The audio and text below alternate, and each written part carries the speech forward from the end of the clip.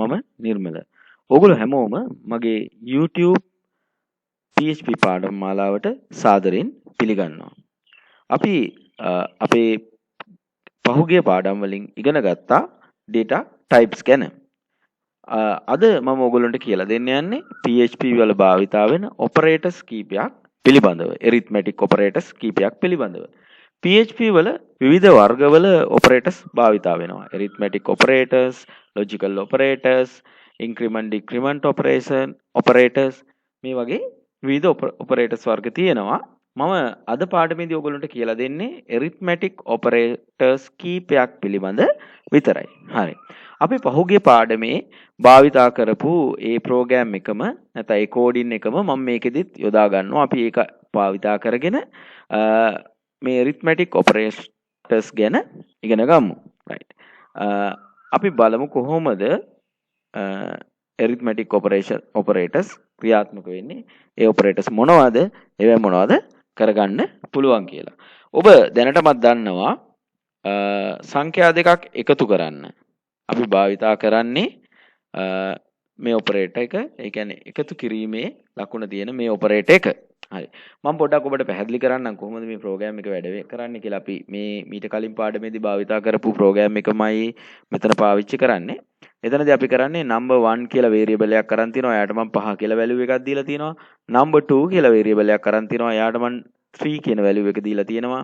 ඊට පස්සේ ඒ දෙන්න මෙතනදී මම ඔබට දැන් මේ කියා දෙන්න හදන්නේ සංඛ්‍යා දෙකක් එකතු කරන්න භාවිතා කරන ඇඩිෂන් එක නැත්නම් එකතු කිරීම කියන ඔපරේෂන් එක. ඒ ඔපරේෂන් එකේදී ඒ අදාළ වේරියබල් දෙක අතර එකතු කිරීමේ ලකුණ දාලා තිනවා. ලැබෙන පිළිතුර answer කියන වේරියබල් එකට assign කරගෙන තියෙනවා. ඉන්පසුව ඒ අදාළ answer එක මෙතන display කරලා තියෙනවා. මේ අර එදා අපි කලින් එකේ පාවිච්චි කරපු logical operation පෙන්වන්න පාවිච්චි කරපු එක. මම ඒ නිසා ඒ ටික දැනට කමෙන්ට් කරලා තියෙනවා. අපිට අවශ්‍ය වුණොත් අපි නැවත ඒ ටික අන්කමෙන්ට් කරලා අරගමු. එතකම් මම ඒ ටික මේ විදිහට කමෙන්ට් කරලා තියෙනවා. අපිට එච්චර අදාළ නැහැ. ඒ නිසා අනවශ්‍ය කොටස් ටික. right. දැන් ඔබට පේනවා මොකද්ද මේ ප්‍රෝග්‍රෑම් එක ඇතුලේ වෙන්නේ. number 1 කියන එකට variable එකට value එකක් දීලා තියෙනවා. number 2 කියන variable එකට value එකක් දීලා තියෙනවා. ඒ variable දෙකේ තියෙන value දෙක එකතු කරනවා. ඒ කියන්නේ අපි addition කියන operation එක පාවිච්චි කරලා තියෙනවා. පාවිච්චි කරලා answer එක අරන් තියෙනවා. answer කියන variable එකට ඒ variable එක display කරනවා. හරි. දැන් මෙතන තියෙන 5 සහ 3 නිසා මේ දෙන්න එකතු වුනහම answer කියන variable එකට එනවා 8 කියන value එක. එහෙනම් මෙතන display වෙන්න ඕනේ 8 කියන variable එක. හරි. අපි දැන් 8 කියන value එක not variable මෙතන display වෙන්න ඕන 8 කියන value එක. හරි. අපි බලමු මේක හරියටම display වෙනවද කියලා. right. දැන් අපි බලමු මේ අපි program එකේ කරපු වෙනස්කම් මෙතන නිවැරදිව වෙලා තියෙනවද කියලා. ඔබට මතක ඇති කොහොමද අපි program එක run කරේ කියලා. local host වලට ගියා. local host වලට ගිහින් ඔබේ project folder එක තෝරගන්න. අපි හැදුවේ pro1 කියලා. pro1 project folder එක ඇතුළට ගියපුවාම ඒක ඇතුලේ තියෙන exp.php කියන එක තමයි අපේ ෆයිල් එක. මම ඒක දැන් ඕපන් කරනවා. ඔබට පේනවා මෙතන 8 ඩිස්ප්ලේ වෙනවා. ඒ කියන්නේ අපි කරපු එක හරි. ඒක නිවැරදිව වැඩ කරලා තියෙනවා. ඒ සංඛ්‍යා දෙක එකට එකතු වෙලා නිවැරදි වැලියු එක answer එකට සෙට් වෙලා තිනවා. ඒක මෙතන ඩිස්ප්ලේ වෙනවා. හරි. මේ අපි බැලුවේ ඇඩිෂන් එක. එහෙම නැත්නම් සංඛ්‍යා දෙකක් එකතු කිරීමට අදාළ ගණිතමය මෙහෙයුම කොහොමද කරන්නේ කියලා. අපි ඊළඟට බලමු සංඛ්‍යා දෙකක් අඩු කරන්නේ කොහොමද කියලා. එතකොට අපි මෙතනට අඩු කිරීමේ ලකුණ ටයිප් කරනවා.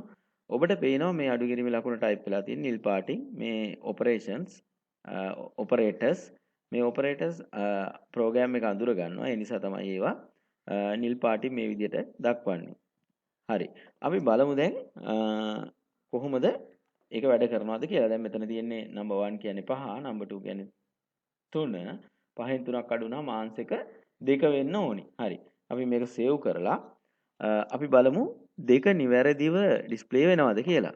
හරි. අපි මේක refresh කරමු. ඔව්. ඔබට පේනවා මෙතන නිවැරදිව දෙක display වුණා. එහෙනම් මේ අපි කරේ සංඛ්‍යා දෙකක් අඩු කිරීමට අදාළ operation එක operator එක පාවිච්චි කරේ PHP වල. හරි. දැන් අපි එහෙනම් ඊළඟට බලමු සංඛ්‍යා දෙකක් ගුණ කරන්නේ කොහොමද කියලා. එහෙනම් මම මෙතනට අදාළ ඔපරේටර් එක වෙනස් කරනවා. එතකොට අපි ගුණ කිරීමේදී අපි පාවිච්චි කරන්නේ ඇස්ට්‍රික් මාක් එක. මම දැන් ඇස්ට්‍රික් මාක් එක මෙතන පොඩි වැරදීමක් වුණා. මම දැන් ඇස්ට්‍රික් මාක් එක මෙතනට ටයිප් කරනවා. දැන් ඔබට පේනවා ඇස්ට්‍රික් මාක් එක මම ඒ අදාළ අගයන් දෙක අතර ටයිප් කරා. දැන් මොකද වෙන්න ඕන?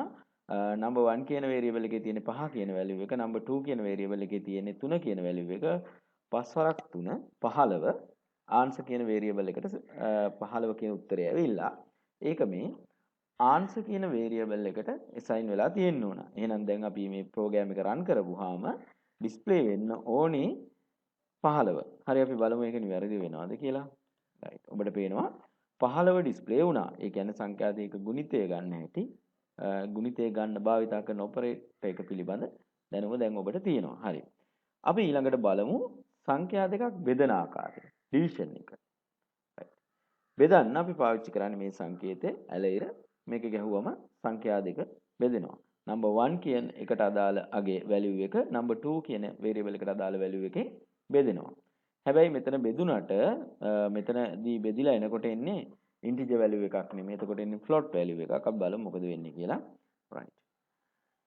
මම මේක රන් කරන්න. ඔබට පේනවා දශම ස්ථාන සහිත අගයක් ලැබුණා. එතකොට ඒ බෙදීම නිවැරදිව සිද්ධ වුණා. දැන් අපි ඊළඟට ඉගෙන ගන්න හදන එක මොඩියුල් එක කියලා කියන්නේ මොඩියුල් එක කියලා. ඒතර මේ මොඩියුල් ඔපරේටර් එකේ කරන්නේ මෙහෙම දෙයක් වෙන්නේ. අපි හිතමු දැන් 5 කියන එක 3ෙන් බෙදද්දී අපිට උත්තරය ආපු හැටි ඔබ දැක්කොත් ඔබට පේනවා 1.66 කියලා ආවේ. ඒ කියන්නේ 5 3ෙන් බෙදපුවාම නැත්තම් 5ට 3 ඒවා තියෙන්නේ 1යි. හරි. දැන් මෙතනදී 5ට 3 ඒවා 1යි. ඉතුරු වෙනවා තව කීයක්ද? 2ක්. 2ක් ඉතුරු වෙනවා. 5 3ෙන් බෙදන්න ගියපුවාම 5ට 3 ඒවා 1ක් තියෙනවා. ඊට අමතරව 2ක් ඉතුරු වෙනවා. මේ මොඩියුලස් කියන මේ ඔපරේටර් එකෙන් කරන්නේ මොඩ් එක කියලා අපි මේකෙන් කරන්නේ මෙහෙම බෙදපුවාම ඉතිරි වෙන අගය තමයි මේකෙන් අවුට්පුට් කරන්නේ. එහෙනම් මේක දැන් 5 3ෙන් බෙදපුවාම 1යි 1ක් එනවා 2ක් ඉතුරු වෙනවා. මෙන්න මේ ඉතුරු වෙන අගය තමයි මෙතනදී මේ ආන්සර් එකට assign කරන්නේ. ඒ assign කරනවා ඊට පස්සේ ඒක ඩිස්ප්ලේ කරනවා. අපි බලමු දැන් මොඩියුල් ඔපරේෂන් එක දාලා.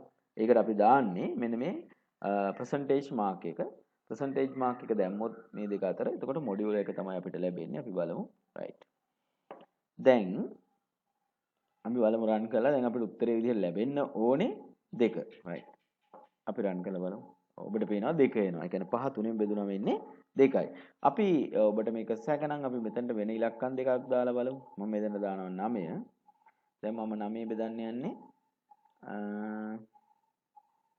2කින්. 9 2කින් බෙදන්න යන්නේ. ඔබ දන්නවා 9 2කින් බෙදපුවාම 2ව 4ක් තියෙනවා 9ට ඉතුරු 1යි. අපි බලමු අපිට පිළිතුරු විදිහට 1 ලැබෙනවද කියලා. අපිට පේනවා 1 ලැබුණා. අපි තව උදාහරණයක් මේ වැලියු වෙනස් කරලා බලමු. මම මෙතන දානවා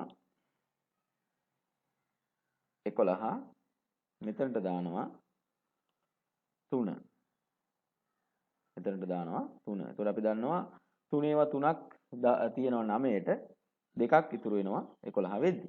බලමු මේක හරියට එනවද කියලා. right. ඔබට පේනවා මෙතන 2 ආවා.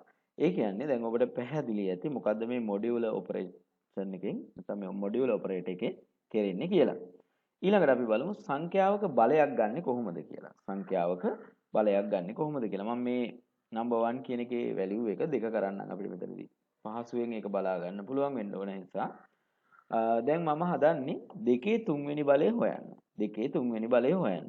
එහෙනම් මෙහෙමයි කරන්න ඕන. අපි පාදයේ විදිහට ඔබ දන්නවා 2 3වෙනි බලය කියද්දී අපි 2ට කියනවා පාදය කියලා, 3ට කියනවා දර්ශකය කියලා. ඒතර පාදයේ විදිහට ගන්නාගේ වේරියබල් එක ඉස්සරහට දාලා ඒ වේරියබල් එකට පිටිපස්සෙන් මෙන්න මේ විදිහේ ඇස්ට්‍රික් මාක් දෙකක් ටයිප් කරන්න. ඇස්ට්‍රික් මාක් දෙකක් දෙවෙනියට දාන්න බලයේ විදිහට නැත්නම් දර්ශකයේ විදිහට ගන්න වේරියබල් එක. දැන් මෙතන එන්නේ 2 3වෙනි බලය. ඔබ දන්නවා 2 3වෙනි බලය කියන්නේ 8. එහෙනම් මේ ආන්සර් එකට එන්න ඕනේ 8. දැන් අපි බලමු ආන්සර් එකට 8 එනවද කියලා. ඔව් ඔබට පේනවා ආන්සර් එකට 8 ආවා. ඒතර මේ අපි කරේ මොකද්ද? යම් සංඛ්‍යාවක බලය ගන්න ආකාරය. අපි මේකට values වෙනස් කරලා බලමු. මම මෙතන දානවා 5. ඒත් අපි බලමු 5 තුන්වෙනි බලය කීයද අපිට ලැබෙන්නේ කියලා. බලමු. ඔව් 125යි. 5 තුන්වෙනි බලය 125යි කියලා නිවැරදිව අපිට ගණනය වෙලා එනවා. අපිට තව ඒ වගේ බලන්න පුළුවන්. අපි දාමු මෙතනට 8. 8 ඔබ දන්නවා හරි. අපි බලමු 8 තුන්වෙනි බලය. ඔබට වෙනවා 512 කියලා නිවැරදිව ආවා. එහෙනම් මේ අද පාඩමේ මම ඔබට කියලා දුන්නේ සරල arithmetic operators කීපයක් භාවිතා කරන ආකාරය පිළිබඳව. හරි. මම මගේ ඊළඟ වීඩියෝ එකෙන් ඕගොල්ලන්ට if condition එක ගැන නැත්නම් conditional statement ගැන කියලා දෙන්න බලාපොරොත්තු වෙනවා. ඒකේ මුලින්ම ඕගොල්ලන්ට කියලා දෙන්නේ if statement එක කොහොමද යොදාගන්නේ කියලා. විශේෂත්වයක් තියෙනවා. දැන් මේ වෙනකන් අපි මේ විදිහට මේකේ ප්‍රෝග්‍රෑම් එකේ ඇතුලේ නිකන් values දදා ඔහේ තමයි ප්‍රැක්ටිස් කරේ ඒවා ටික ඉගෙන ගත්තේ. ඊළඟ වීඩියෝ එකේ ඉඳලා මම ප්‍රැක්ටිකලි ඉන්ටර්ෆේස් එකක් හදලා HTML වලින් ඒ ඉන්ටර්ෆේස් එකේ ඉඳලා මොන හරි value එකක් add කරලා user value එක enter කරාට පස්සේ ඒ value එක ගිහිල්ලා ඒ value එක compare කරලා output එකක් දෙන විදිහේ ප්‍රැක්ටිකල් විදිහ අපිට යමක් දකින්න පුළුවන් උදාහරණ හරහා තමයි ඉතිරි කොටස් ටික ඔබට කරන්න බලාපොරොත්තු වෙන්නේ. ඒ නිසා ඒක ඔබට ගොඩාක් වැදගත්. ඒ නිසා අපේ ඊළඟ මේ වීඩියෝ ටිකේ කරැඳිලා ඉන්න. මේ ඔයගොල්ලන්ට අරගෙන ආපු මේ වීඩියෝස් වලින් ඔයාලට ප්‍රයෝජනයක් ලැබුණා කියලා හිතනවා නම් මේවා තව කෙනෙකුට දැනගන්න පුළුවන් වෙන්න මේක ෂෙයා කරන්න. ඒ වගේම මේකට ලයික් එකක් දාන්න.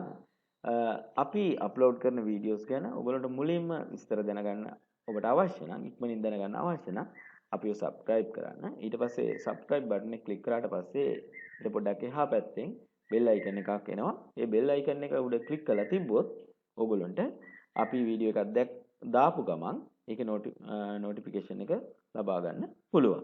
හරි. එහෙනම් අපේ වීඩියෝ එකත් එක්ක එකතු වෙලා හිටියට ඕගොල්ලන්ට ගොඩාක් ස්තුතියි.